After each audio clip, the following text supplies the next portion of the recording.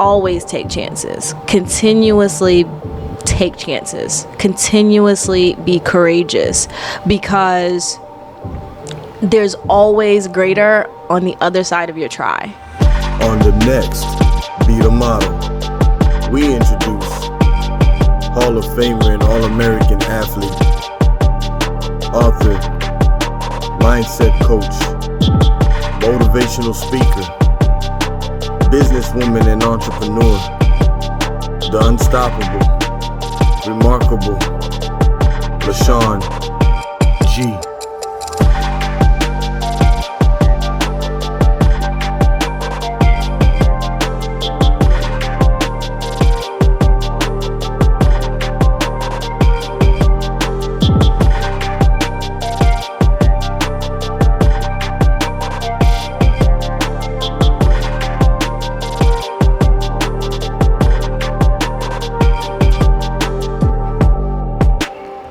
Today on Be the Model Atlanta, we're here with a very special guest, Hall of Famer and All-American athlete, mindset coach, and the author of The Jump That Counts, Miss Lashawn Gee.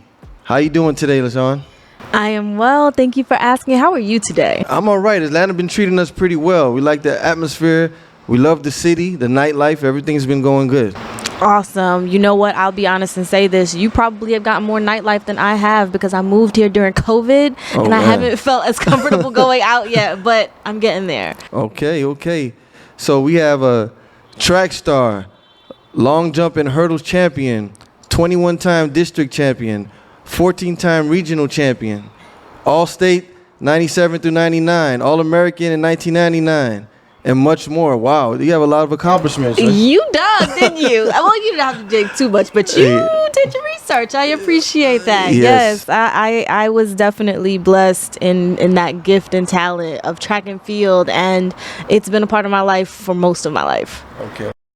So go on and start off and tell us a little bit about yourself. Tell us who you are, how'd you get into the sports life, into the mindset coaching. Give us a little backstory about how it all got started. Yeah, so basically, I was peer pressured into sports. Like most of us in our middle school age years, we want to, be a part, and we want to feel like we're doing what the crowd is doing. I really wasn't one to do what the crowd was doing, though, which is why I was peer pressured. So when track season came around, my 8th grade year, all of my friends, they knew that I was a great athlete because of field day, right? When you're young, you participate in those little activities, and field day. Finally, I said, after pleading, I said, fine, I'll come out, I'll run, I'll compete. And that was the start of something very, very special for me. My coach realized something in me. I realized something in me. My teammates realized something in me, and it just stuck. And so I was able to earn great accolades in high school and even in college. But the biggest blessing for me from that was honestly earning my full ride to go to college. So that is what got me to North Carolina. I'm originally from Virginia. But that track and field got me to North Carolina. I lived in North Carolina for 21 years. And then I moved to Atlanta last summer, and in between that 21 years, coaching, teaching, marriage, divorce, more coaching, a lot happened. And so I am just at a place now where discipline and mindset has been activated so much, and that's really what got me into this passion of what I do now. Okay, so when you were in high school, how was that? Was there anything particular that motivated you to get into sports? And was it hard? I know a lot of other people out here watching, they might have kids in high school who are trying to get scholarships of their own. So what would you say to someone who's trying to get to how you got, a full ride or got into college? What motivation can you give them today? Yeah, so I know for me, my family was not sports. They didn't do sports. They were not sport inclined. I just happened to have this gift that I was able to really nurture, and my parents nurtured it. My coaches nurtured it, And I think one main thing that stuck out for me was that I didn't start sports when I was 3. A lot of kids now are starting sports when they're very, very young, and they get burnt out by the time they get to high school. Gotcha. And then they get to high school and they really don't want to do the sport anymore, even if they're really good. I was blessed in that I was able to just be a kid when I was a kid. And then when I wanted to compete, I was ready to compete, and I was ready to give my all. So one piece of advice that I would give to parents is let your kids be kids. You know, that might be my personal opinion, but I believe it. I don't have any children of my own yet, but I know that when I do, I'm going to let my kids be kids. And if they want to try things, we can try things, but to push them into something, I just don't think that's healthy.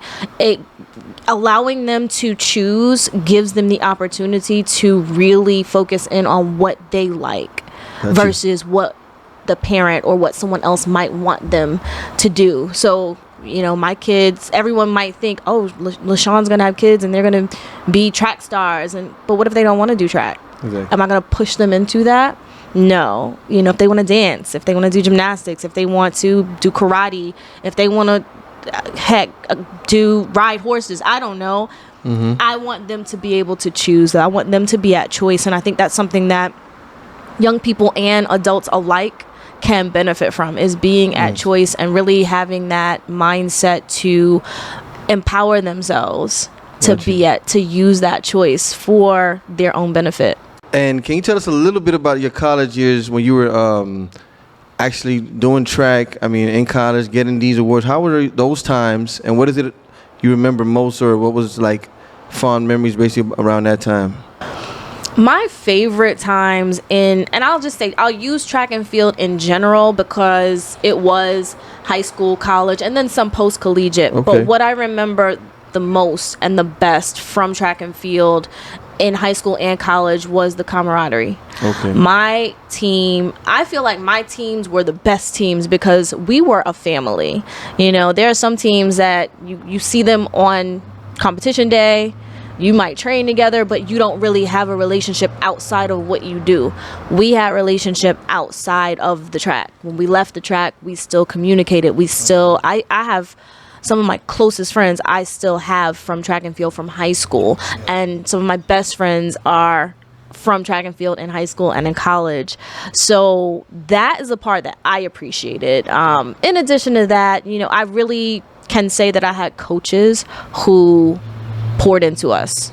Especially my high school coach. He is the one who wanted to get me and my teammates to big meets to get us exposed because we were from a small town. He did everything he could, and he made sure that if we were going to compete well and if we wanted to compete with big dogs, then he was going to find a way to get us there. And then so by the time we all got to college, the majority of us had scholarships into college. We competed all throughout our 4 years and were very successful in our own right. Those are the memories that I have, is that nurturing, that camaraderie, because if you're going to be around these people for day in and day out, you might want to get used to them, get to know them outside of just what they do, get to know who they are. So mindset coach, how'd you get into it? What is it for those who doesn't know? And go and dive into that a little bit for us. Mindset coaching. Well, I started mindset coaching through personal training. I started my business in 2015 under a fitness and wellness brand, and it was great. I got great successes from my clients. I didn't have a problem training them. I was a track coach. I had tons and tons of championships from my student athletes at the high school level and the college level.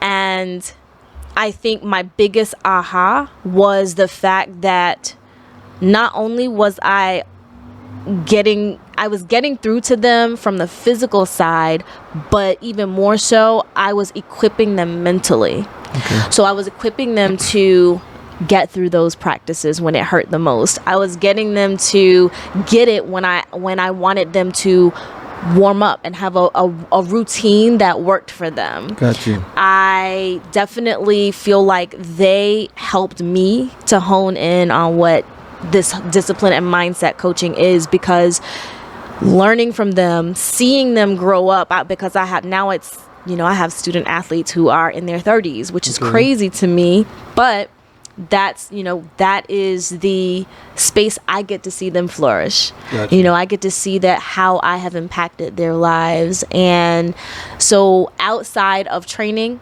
loved it. Absolutely loved it. I still do it, actually. I still do personal training on the side. And I think what I love more is the fact that the discipline part, the mindset part, that when I can get here, you can do anything. When I can get you to unlock what's up here, then you can do anything. And that's where I get my spark. Wow. That's great. That's great. You're helping out people, helping out athletes, former athletes. That's wonderful. Yes. And speaking about helping people out and seeing what you do, we know you have a book out, The Jump That Counts. Go on and tell us a little bit about this book. What's inside of it? Like, what do we expect to read when we purchase this new book of yours? So The Jump That Counts, it's called The Jump That Counts, Embracing Discipline So You Can Win at What Matters. Okay. I wrote this book, and I probably can say this about a lot of authors, soon-to-be authors, those who dream of writing a book. I've been wanting to write this book for over 10 years. Okay. So when I wrote the book in 2019, at the beginning of 2019, I've been wanting to write a book for about 10, 12 years. Okay. But I didn't know what it was going to be about. I didn't know, who's going to read this? Yeah. But what I learned in writing this book is that all of us have a story. All of us have a space in time where there was something that happened, an event or events that happened that we have gotten through and overcome. And if we pay attention, there's a pattern of lessons that each of us goes through, and each of us experiences all the time. That's where this book comes from.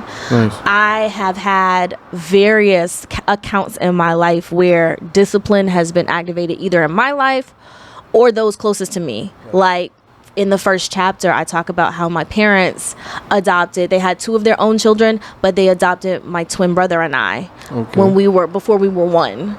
And so that's all the family we know. Yeah. But for someone to do that at that age, where both of us needed a lot of attention and TLC, that was a display of discipline that is unmatched. Gotcha. So the book is different accounts of my life where I have either endured great trial or achieved great accolades, and I share how, when activating discipline, how I've either been able to garner those accomplishments and receive those well, or I've been able to get through a lot of trials. One of the main trials that I do talk about, and I talk about the young stuff too, the puppy love and the dating and that type stuff. But I also talk about my marriage and divorce. Okay. And it was something that, for all intents and purposes, people thought that it was going to be that wouldn't happen to me. Yeah. And when it did, it rocked my world. And I know a lot of people around me were very surprised.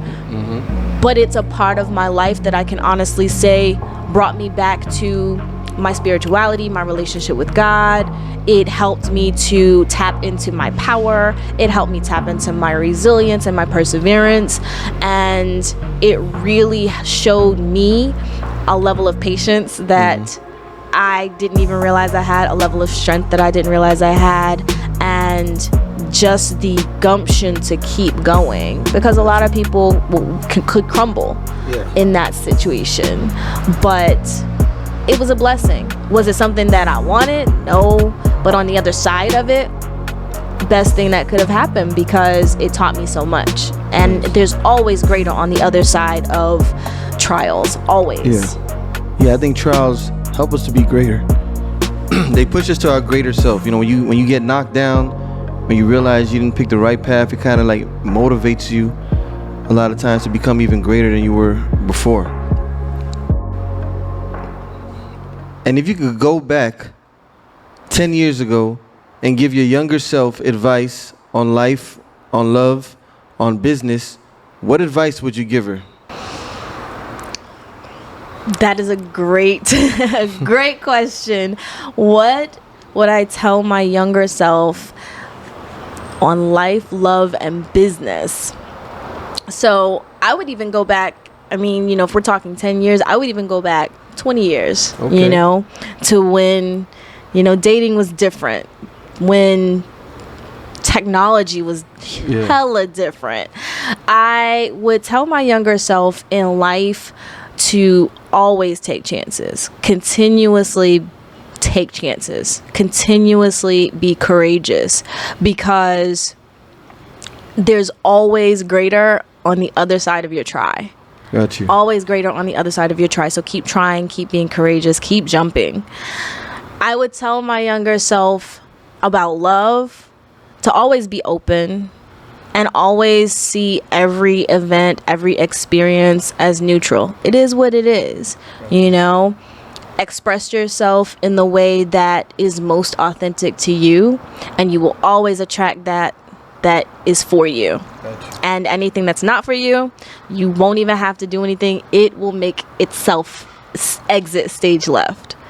And then in business is a wide open spree for everyone. It is a shopping spree for everyone. It is limitless. Take chances, bet on yourself, and invest in yourself, because you cannot go further Definitely. without investing in yourself, whether that's time, whether that's resources, whether that's energy. Gotcha. Always be open to the investment, always be willing to and willing to sacrifice so that you can invest. Exactly. Got you. And where do you see yourself in the next 5 to 10 years? What will Lashawn Gee be doing? The next 5 to 10 years, it's crazy because I don't even know if I said this before. I'm 40 years old. So you're talking, oh my gosh, where am I going to be between 40 and 50? And I feel like I really just started living, Okay. Without kids. I do have a partner. We're not married.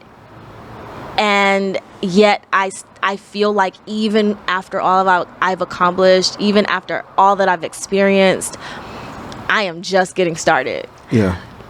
In the next 5 to 10 years, though, I hope, I pray, I write, I manifest that I will be married, a healthy, wonderful marriage, beautiful child or children, whatever God decides to bless me Nice. with.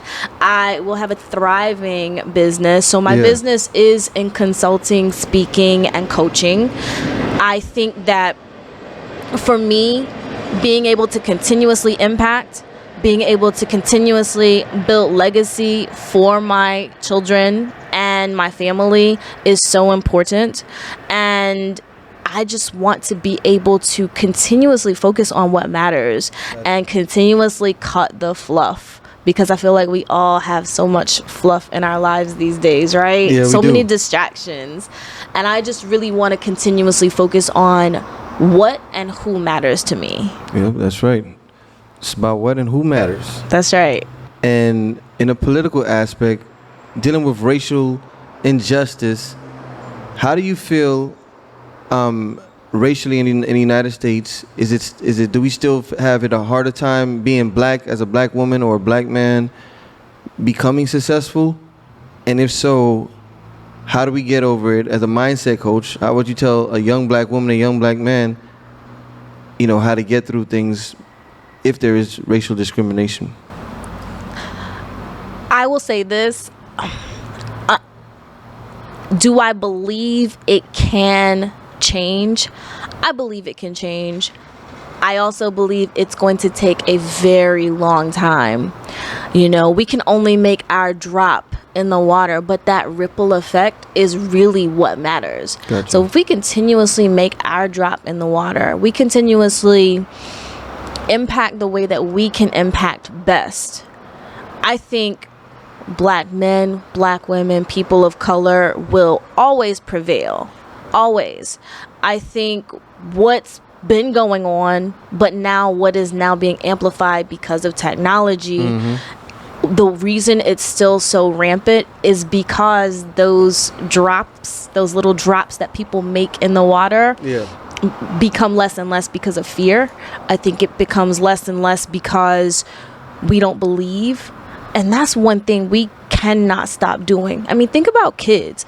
Kids believe in everything that you tell them. So as long as you keep believing, you keep having courage. As long as you keep believing, you keep taking action. As long as you keep believing, that discipline that's already instilled in us. I'm not teaching anything that's brand new, right? Nothing that any of us teaches and shares is brand new. It's always a recreation of the wheel. You know, it's just in our own way, just in my own voice. I believe that when we activate that discipline that is already inside of us, and we keep taking that action, and we keep believing that, one, we're worth whatever it is we want, and two, whatever that is that's out there, it's worth us having.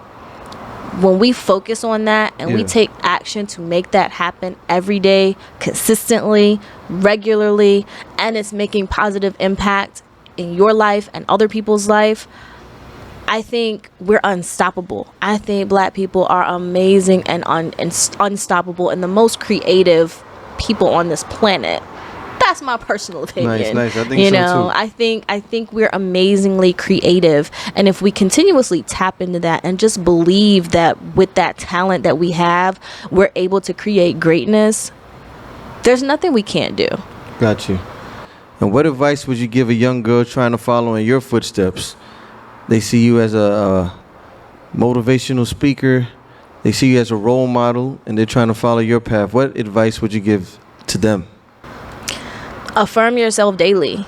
Number one. I mean, from a young child, affirm yourself daily. And if you haven't been keen or aware of affirming yourself as a young person, and you're 15, 16, 18, 27, 32, and you haven't, start today. That's something that we can all do, is start affirming yourself that you are a child of God, that you are created in greatness, that you are here and meant to create greatness in other people's lives. You're here to impact.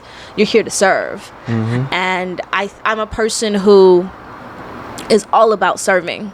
Gotcha. I want to make sure that I am doing my part to impact people positively. And someone who wants to follow me should want to do that same thing. They should want to be here and be of service to people, because that's how we get fed. That's how we fuel ourselves up. Take care of yourself. There's nothing more great than a great walk. People think you have to do it all to have this amazingly healthy, fit body. If you get out of your bed and you spend 10 minutes to yourself, taking care of yourself physically, moving, getting out, breathing fresh air, that will add years to your life. Got you. And what would you like your legacy to be? The legacy of Lashawn Gee. How do you want to be remembered? I want to be remembered as someone who always gave, who always tried, who was always authentic, and added to their lives. Gotcha. In whatever way that is. I want someone to say, she impacted me in this way positively. Okay. And I always had a smile on my face, even when it was, the frown was, in the way of a frown. Yeah. I could always turn it upside down. Gotcha. Got to keep smiling. That's right. And final question: what does be the model mean to you? I love this question, and I've heard your podcasts, and I've watched and I've listened, and I did not prepare something, poignant to say, but being the model means being yourself. Okay. We think that being this model citizen is something that's cookie cutter, being a model, being a role model is something that you have to fit into a box and be. But being the model really just means being your most authentic self and allowing that to shine. Because when you do that, you're able to give more of you, you're able to leave your mark, and you're able to thrive in the way that you are supposed to thrive. Wow, perfect answer. Thank you. Tell all those who's watching, where can they follow you? Where can they find you? Where can they message you, and find out, maybe they want to join Mindset Coaching and follow you on Instagram, Facebook? Let us know which outlets can they reach you at. Yeah, so you can find me everywhere on social media at the LG. It's spelled TheEllegee, and that's literally just my first initial and last name. So I just decided to be a little creative and spell it out. LG. But I'm on Instagram at TheLG_. I'm also on Twitter at TheLG_. And you can find me at my website, thelg.com. Everything is all spelled out. You can purchase my book there in hard copy and on digital, as a digital copy, and on Amazon. And if you're interested in discipline and mindset coaching, which I call discipline therapy or discipline group therapy, I will work one-on-one, but I really love working in groups. I really love when people have a team that they can be accountable with. So I do discipline group therapy, and you can find that information on my website as well. Okay. So don't forget to follow Lashawn Gee, contact her for Mindset Coaching. Don't forget to purchase her new book, The Jump That Counts. There's a lot of motivational, great stuff in the book. We want to thank you again for joining us here on Be The Model. We really appreciate you. Don't forget to subscribe to the channel, hit the notification bell. Be great, be unique, be yourself, and be the model. All right, how was that? That was dope. That was really dope.